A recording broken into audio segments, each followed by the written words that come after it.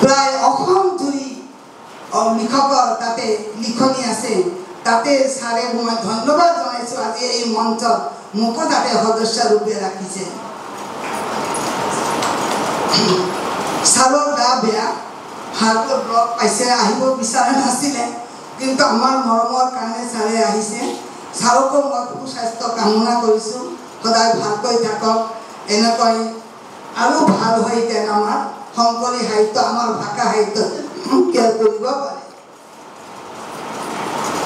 আৰু এগৰাকী বিশিষ্ট ব্যক্তি আমাৰ মাজত উপস্থিত আছে যাৰ সদাক মই আগতেও লৈছোঁ এতিয়াও লওঁ আৰু লৈয়ে থাকিম তেখেত লেখিকা সংস্থা অসমৰ প্ৰধান সম্পাদক বিশিষ্ট সমাজ সেৱিকা ভাল সংগঠক ভাল বক্তৃতা দিয়ে তেখেতে হ'ল মোৰ অতি মৰমৰ শ্ৰদ্ধাৰ বিজয়া দেৱদাস বাইদেউ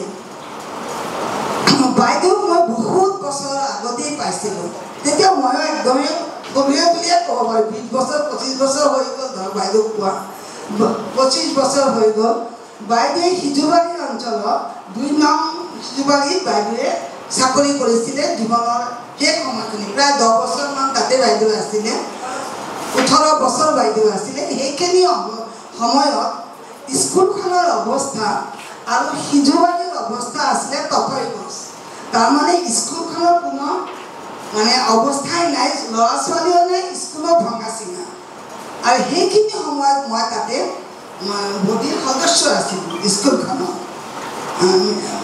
মেম্বাৰ আছিলোঁ তাতে সেইখিনি সময়ত মই বিজয়া বাইদেউক পাওঁ কিন্তু মই তেওঁ অসীম ধৈৰ্য দেখা পাইছিলোঁ তেওঁ হাৰ মনা নাছিলে তেওঁ ভাবিব পাৰিলে হয় মই গভৰ্ণমেণ্ট চাকৰি কৰোঁ মোৰ কিয় ল'ৰা ছোৱালী লাগে মইতো মাহৰ পিছত বেতন পাম কিন্তু তেওঁ সেইটো কৰা নাই প্ৰায় সভা সমিতি পাতিছে সভা সমিতি পাতি সেই অঞ্চলৰ মানুহবিলাকক তাতে লৈ আহিছে লৈ আহি কেনে কি কম আছে আমাকো কিয় কাম কৰাইছে বাইদেউ আমিও দেশ বেঞ্চত দি কেনে অলপ সহায় কৰিছোঁ বাইদেউ তো বাইদেৱে কি কৈছে এই যে ল'ৰা ছোৱালীবোৰ আহে এইটো সিজুবাৰীৰ লোকেল ল'ৰা ছোৱালী নহয় কিন্তু এইবিলাক এই ভাড়াতীয়া ল'ৰা ছোৱালী চব বৰপেটা খালবিটিয়া সেইবোৰৰ পৰা আহে তেওঁলোকে কিন্তু কি কৰে যেতিয়া ঈদত যায় বা গৰমৰ বন্ধত যায় আৰু তেওঁলোকে ঘূৰি নাহে স্কুললৈ আৰু ঘূৰি নাহে তেতিয়া কি কৰে বাইদেউ ময়ো বাইদেউৰ লগত বহুতবাৰ গৈছোঁ সেইবোৰ ল'ৰা ছোৱালী বুটলি লৈ আহিছোঁ আমি ঘৰে ঘৰে যাই লৈ আহি কেনে এইবিলাকক বহাইছোঁ আৰু বাইদেউ অৱসৰ হোৱাৰ আগতে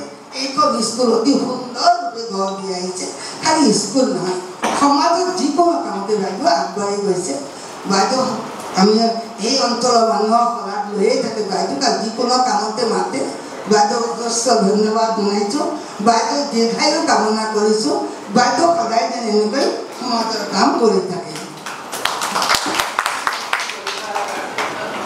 আজি যি কাৰণে এই মঞ্চত আপোনালোকক মই মাতিছোঁ সেই উদ্দেশ্য হ'ল মোৰ 3খন কিতাপ উন্মোচন হোৱাৰ কাৰণে আচলতে বাৰ্ধক্য আৰু বৃদ্ধাশ্ৰম মই নামটো সেইটো কাৰণেই দিছোঁ মই বৃহত্তম বিষ্ণু নাগৰিক মঞ্চৰ কাৰণে মই বহুতবাৰ বৃদ্ধাশ্ৰমলৈ যাবলৈ সুযোগ পাইছিলোঁ আৰু তেওঁলোকৰ লগত মোৰ মত বিনিময় হৈছিল বহুত বাইদেউহঁতৰ লগত কিন্তু আচলতে আমি ভাবোঁ যে বৃদ্ধাশ্ৰমলৈ ল'ৰা ছোৱালীকেইটা বহুত বদমাছ এইবিলাকে মাক বাপেকক নাচাই কিন্তু আছে এনেকুৱা ল'ৰা ছোৱালীও আছে যিবিলাকে পেঞ্চনৰ কিন্তু কাগজটো লৈ আহিলে হৈ গ'ল গতিকে মাটোৱে নাযায় আৰু খবৰ কৰিব কিন্তু বহুত ইতিবাচকো আছে কাৰণ মই তাতে যাই দেখিছোঁ বহুতে নিজে ইচ্ছাই আহিছে কাৰণ তেওঁলোকৰ ল'ৰা ছোৱালী বাহিৰত থাকে নাতি নাতনীয়ে হোষ্টেলত থাকে অকলে ঘাতকৰ হাতত প্ৰাণ হেৰুৱাতকৈ ভালকৈ বৃদ্ধাশ্ৰমত থকাই ভাল সেই সম্পৰ্কে মই বহুতখিনি দেখিছোঁ আপোনালোকে আজি মোৰ পাঠক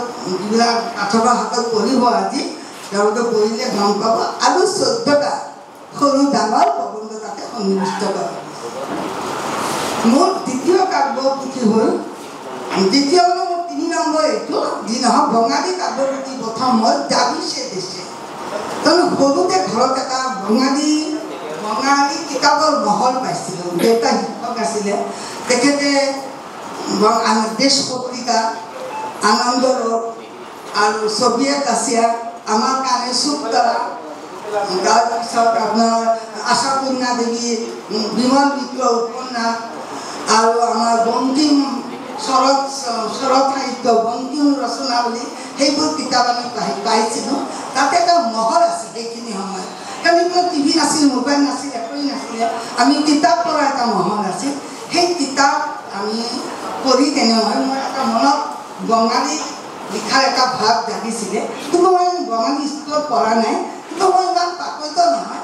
তথাপি মোৰ আজি এই আশাটো পূৰ্ণ হৈছে যে মই বঙালী কবিতা লিখিছোঁ আৰু মই এটা বহুত ডাঙৰ কাম কৰিছোঁ বুলি মই ভাবোঁ যে মই কৰিব পাৰিছোঁ নে নাই।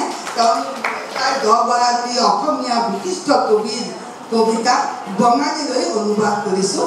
পাঠকেই বুজি পাব মই ভাল লিখিছোঁ নে বেয়া লিখিছোঁ যদি তেওঁলোকে পঢ়ি মোক জনায়। মই তৃতীয়খন সৰু পুস্তিকা এখন মোৰ প্ৰবন্ধ সংকলন সংখ্যালঘু নাৰীৰ সমস্যাবহুল জীৱন আৰু সমাধান। বৃহত্তৰ দিশপুৰ নাগৰিক মঞ্চৰ কাৰণে আমি বছৰত প্ৰায় 4-5 বাৰকৈ সজাগতা কৰিবৰ কাৰণে গাঁওবোৰত যাওঁ। তেনেকুৱা আমি বৰপেটা বহুতবাৰ গৈছোঁ, টাইবেল গাঁওবোৰতো গৈছোঁ। আমি মৰিগাঁৱতো বহুত কেইবাৰ গৈছোঁ। তাতে চৰ অঞ্চলত যাওঁ, বহুত কষ্ট হয় তেতিয়া। কিন্তু এই মহিলাটোৱে আমাক দেখা পালে এনেকুৱা লাগে আমি যেন আকাশৰ পৰাই নামিছোঁ। তেওঁলোকে যেন কেতিয়াও আমাৰ সমান হ'ব নোৱাৰিব। বহুত দুখ লাগে তেওঁলোকৰ দুৰৱস্থা দেখিলে। তেওঁলোকৰ পইচাকেইটা যে মাটি কাটি বা লেবাৰ কৰি যে পইচাকেইটা আনে, সেই পইচাকেইটা তেওঁলোকৰ কিন্তু নিজৰ নহয়। তেওঁলোকে গিৰিয়েকক দিব লাগে, এনেকুৱা বাধ্যতামূলকতা তেওঁলোকে দিবই লাগিব। মদ খাবলৈও দিব লাগিব। এই জীৱনটো দেখি মোৰ বহুত বেয়া লাগিছে। কিন্তু মই ভাবিলোঁ যে তেওঁলোকৰ বহি মই এখন কিতাপ লিখোঁ সৰুকৈ আৰু সীমিত জ্ঞানেৰে তেওঁলোকক 2-4টা মই উপদেশো দিছোঁ তাতে। যদি তেওঁলোকৰ কামত আহে মই ধন্য হৈ যাওঁ। আৰু মই এইবাৰেই ভাবিছোঁ উন্মোচনৰ পিছত আমি প্ৰায় ছেপ্টেম্বৰৰ পৰা আৰম্ভ কৰিম আকৌ সজাগতা সভা। তাতে মই এই কিতাপৰ যিবিলাক পঢ়া শুনা জানে তেওঁলোকক দি আহিম বিনামূলীয়া। তাতে মই বিনামূলীয়াকৈ দিম আৰু তাহাঁতক এটা কথাই ক'ম, যিবিলাকে পঢ়া শুনা জানে তেওঁলোকক জনাব, তেওঁলোককো পঢ়াই শুনাব। আৰু মই আশা কৰোঁ অলপ অলপ যদি মোৰ এই ইচ্ছা পূৰণ হয়। এই আৰু মোৰ কিতাপৰ কথা মই এতিয়া শেষৰ ফালে আনো। মই অনুভৱী নাগৰিক মঞ্চৰ সকলো সদস্যাকে মই আন্তৰিক ধন্যবাদ জনাইছোঁ। কাৰণ তেওঁলোক যদি নহ'ল হয় আজি অনুভূতি 5 বছৰত ভৰি দিব নোৱাৰিলেহেঁতেন। কাৰণ তেওঁলোকে সদায় সকলো ফালে সহায় সহযোগিতা কৰি মোৰ ওচৰত থাকে আজিলৈকে। আৰু মই আশা কৰোঁ তেওঁলোকে সদায় সেইটো কামত ব্ৰতী হ'ব। আৰু মোৰ সদস্যবোৰ বেছিভাগে বহুত কম বয়সীয়া, তেওঁলোকৰ ল'ৰা ছোৱালী কৰোঁ। তথাপিও তেওঁলোকে এই ব্যস্ততাৰ মাজলৈ আহে এই অনুভূতি নাগৰিক মঞ্চৰ কাম কৰিবৰ কাৰণে। মই আজি সেই আশীৰ্বাদ দিছোঁ যে সেই পুণ্যৰ কাৰণে হয়তো তেওঁলোকৰ ল'ৰা ছোৱালী আজি বহুত ওপৰলৈ উঠিব। এই মঞ্চৰ জৰিয়তে আৰু এতিয়া ব্যক্তিৰ কথা মই নকলেও নহ'ব। তেখেত হ'ল জ্যেষ্ঠ সাংবাদিক, বিশিষ্ট লিখক, আৰু তেখেতে সমাজকৰ্মীয় আৰু মোৰ ভাতৃসম আজিজুৰ ৰহমান শইকীয়া। তেখেতে সদায় মোৰ সহযোগিতাৰ হাত আগবঢ়াই কাৰণে মোৰ সকলো বস্তুতে সুবিধা হয়। মই তেখেতক আশীৰ্বাদ আৰু ধন্যবাদ জনাইছোঁ।